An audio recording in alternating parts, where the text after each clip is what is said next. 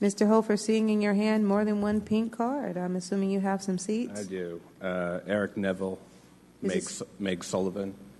Your hands, please. Thank you kindly. That's a total of 4 minutes for you, sir. Okay. Honorable Council members, my name is Brian Hofer. I chair the Privacy Advisory Commission, and I'm a member of Oakland Privacy. It's clear tonight that we are not going to have a good faith discussion. We didn't get it on October 5th at the Privacy Commission, nor November 11 after the item was removed. And still today, not a single person in the administration will publicly acknowledge what actually occurred, that a person suspected of no wrongdoing other than lacking legal status to be present was arrested and his deportation proceeding was initiated.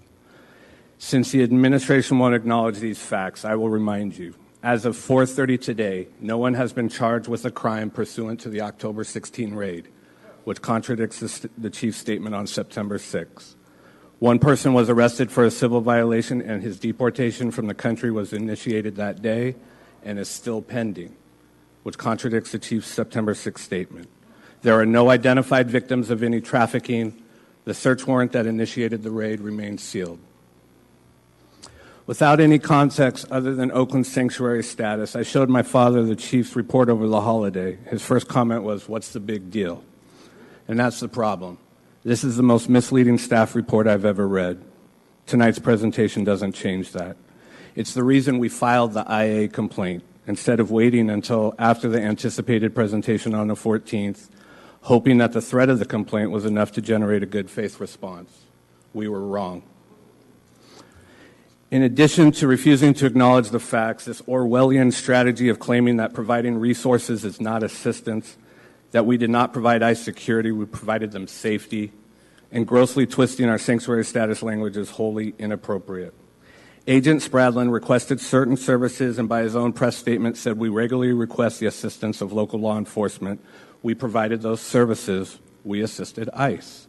None of our sanctuary city resolutions contain an exception for parking or traffic control. No one has accused the chief of intentionally violating the sanctuary city resolution. She made a judgment call, and it was the wrong one. If she would have just said, I relied on the representations of federal agents and the existence of a search warrant, we wouldn't be where we are today. But she went further. I did not conflate the MOU. She stated affirmatively on August 16th that it had been severed. I appreciate the admission in the report that it was not. She stated on September 6th affirmatively that one person has been charged with a crime. She stated affirmatively that no deportation matter was on the table. Those three narrow items are the sole focus of the internal affairs complaint. The sex allegation, and if I was wrong about that press release who created it, then I publicly apologize to Chief Kirkpatrick.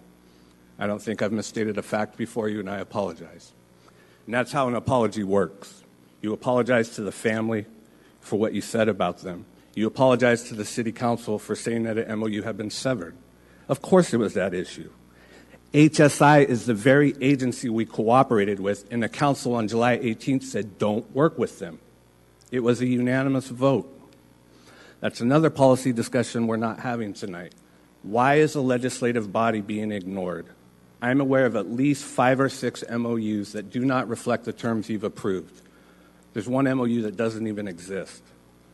That's another policy discussion we should be having. If Agent Spradlin represented that HSI does not enforce civil immigration violations, he's a liar. His boss, Tom Homan, is making a career of it. HSI is the second largest federal agency by number of agents. They are out in the field dramatically escalating civil immigration enforcement. I ask that you support the Councilmember Brooks Gaio Kaplan resolution on December 5th. Thanks for listening. Thank you.